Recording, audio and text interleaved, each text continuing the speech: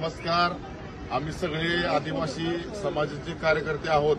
आदिवासी महादेव कोळी समाजाचे माननीय जिल्हाधिकाऱ्यांनी आषाढी वारीच्या आधी आमचे आदिवासी महादेव कोळी समाजाचे रेस्क्यू टीम तयार केली होती.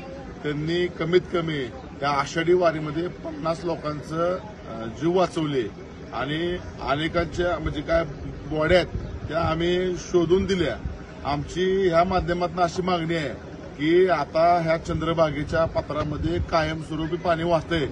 मग आम्ही रिसर मागणी मंदिर समितीकडे केलेली आहे, पण जिल्हाधिकारी साहेबांनी नेमलेली रेस्क्यू टीम मंदिर समितीनं 10 तारखेपासून बंद केली आणि समजा ती टीम बंद केली नसती तर ह्या चंद्रभागेच्या पात्रामध्ये 4 भाविकांचा बुडून मृत्यू झाला नसता.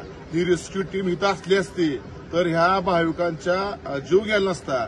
मग आमची अशी मागणी आहे की मंदिर समितीला लाखो करोडो रुपयाचं उत्पन्न आहे.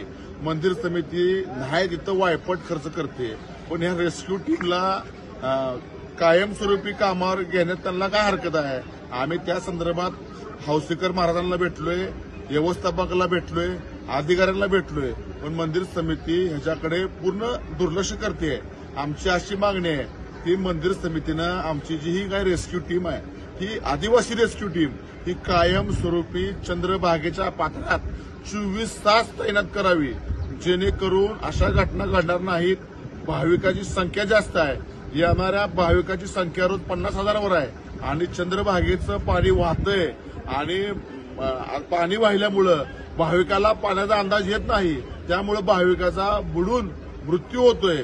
त्यामुळं मंदिर समितीला जरा तरी भाविकाची काळजी असेल तर मंदिर समितीनं ही जी काय आमची आदिवासी रेस्क्यू टीम आहे ही कायमस्वरूपी इथं तैनात करावी, अशी मागणी आम्ही माननीय जिल्हाधिकारी साहेबांकडे करतोय. आमच्या मागणीला मान देऊन लवकरात लवकर जिल्हाधिकारी साहेबांनी ह्या मागणीचा विचार करून मंदिर समितीला आदेश करून आमची ही आदिवासी रेस्क्यू टीम कायम करावी, अशी मागणी मी आदिवासी समाजावतीने करत आहे.